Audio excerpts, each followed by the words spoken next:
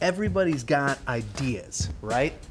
Entrepreneurs are the ones who are taking those ideas, putting them out there in the real world. High risk, high reward.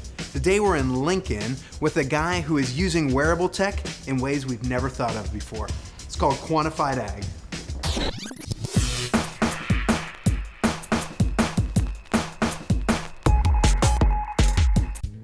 I'm here with Vishal Singh. He is the founder and CEO of Quantified AG. Vishal, tell us about your business.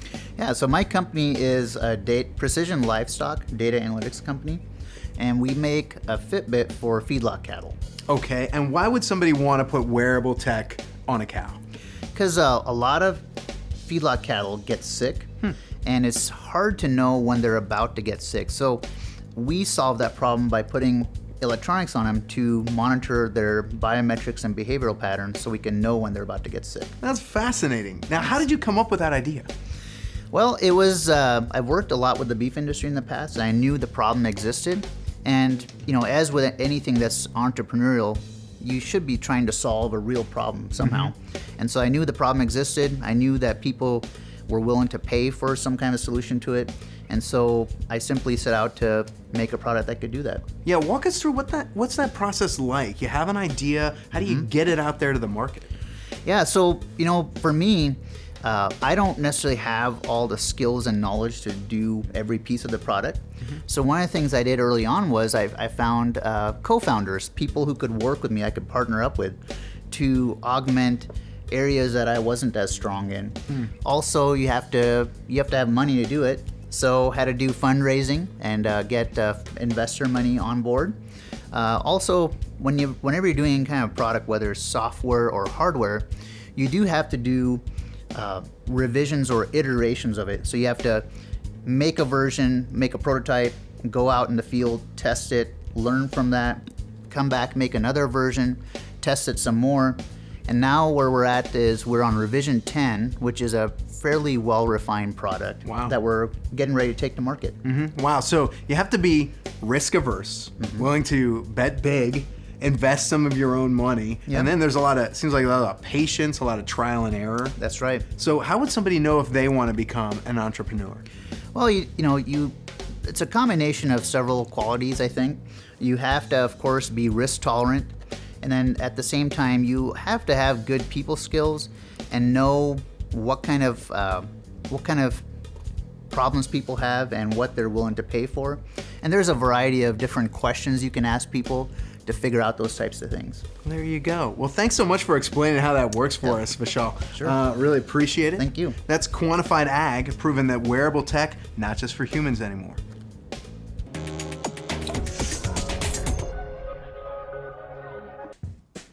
Hi, I'm Audrey here in Hastings, Nebraska, Entrepreneur City, hometown to the inventor of Kool-Aid, Edwin Perkins, and Coach Tom Osborne, founder of Teammates. I'm also here to talk with Megan at Open for Business. Let's go check it out.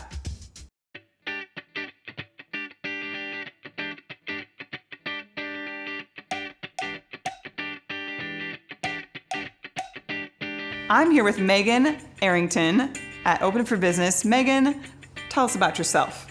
Thanks. I am co-founder of Open for Business magazine. I am also chief design wizard. So I am the one in charge of anything that people look at that's related to Open for Business, whether it's our website, our magazine, our cover photo on Facebook, or our vehicle wrap. Awesome.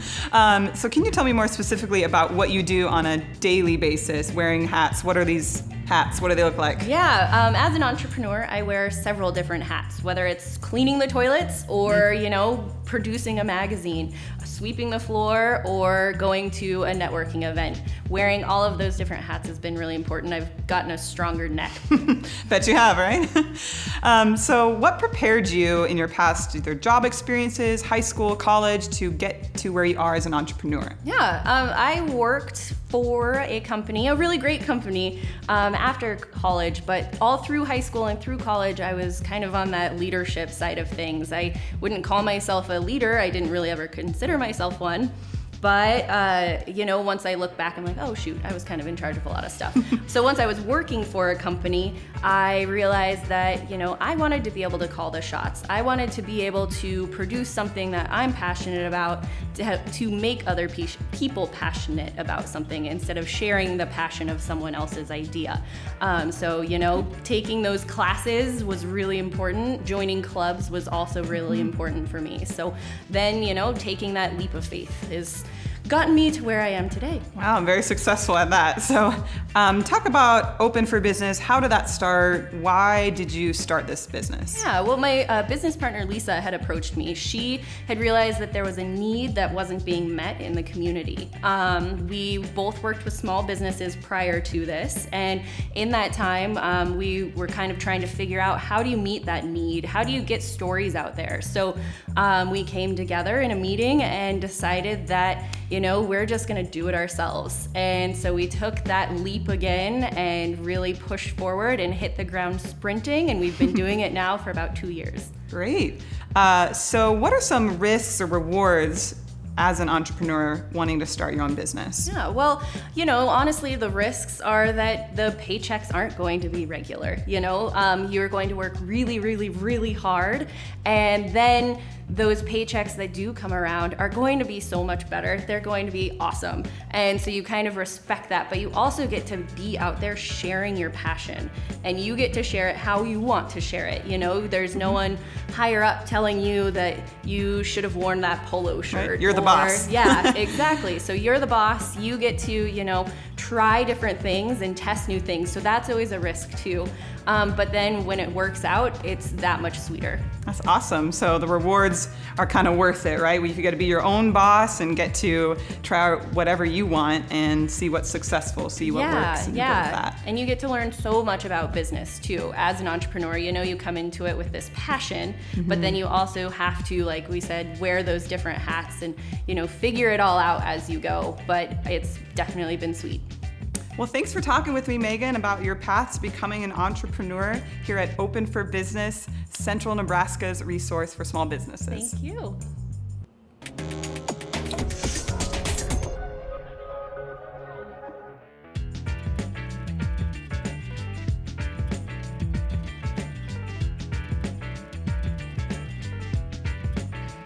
This is Sue Thayden. She's the founder and CEO of CRI. Sue, you built this business from the ground up. Did you always know you wanted to be an entrepreneur? No, never crossed my mind. I didn't even know what it was. Wow. Okay, so how'd that happen then? I worked for a company and I thought it was a great company. I loved the industry, and it was bought and sold a couple times, and I really want to focus on the client experience, the employee experience, great place to work. Decided to leave, bought Biz Plan for Dummies, and started a business. There you go, Business Plan for Dummies. It can work. That's awesome. What are the biggest risks as you're starting and building a company? I guess the logical one, you can lose money. Embarrass yourself, not succeed. Yeah. Those are probably the biggest risks. There you go. What was it about it that excited you? I like the risk. I like the unknown. I like to think big. I like to try new stuff. Yeah. Do it great. Do it better than anybody else ever did it. There you go. World domination. Nice. In a good way, I think. In a good way. So were there things as you look back as a high school student that were preparing you to do this role? Yeah, probably a lot that prepared me. You realize it as you go. Some of it's the people you knew, the people you hung out with. But I realized the one thing that was biggest, juggling multiple things, but doing them all well. I worked so that I could have money for the weekend. I played sports because I loved it. Had to get the grades to play sports. Had to get the grades so I could keep working. Yeah. And the juggling, but making sure you're good, keeping each ball in the air accurately, really prepares you for the future. Wow. Now, when I think about an entrepreneur, I think kind of genius, good at everything, and I'm not like throwing shade on you, but I know there were things that weren't natural to you in school. Right, absolutely. First of all, math never came naturally to me. I struggled in math. Today, I look back and think, man, I wish I took it more seriously because I sure use it a lot and I could be better at it. Yeah. Now, you have some advice for some people sitting in those seats right now, the future entrepreneurs. You might not even know that someday you're going to do this. I would say, number one, be aware of the people that you're spending time with, because either you're around people that are going to hold you up because you're going to model their behavior, or you're around big thinkers that are going to challenge you to do better. You're always saying, wow, they did that, then I can do this. I talked about the risks, you mentioned them, but there are obviously rewards with doing what you're doing. What's your favorite part of the job? Boy, my favorite part of the job is the people and the fun stuff you get to do. You create a culture where we get it great, and you get an opportunity to impact a lot of people's lives. Wow. So step outside your comfort zone, dream big, and if you think you can do it better, Sue says you probably can. Thanks so much. It was great to meet you. Thanks, Andy. You too.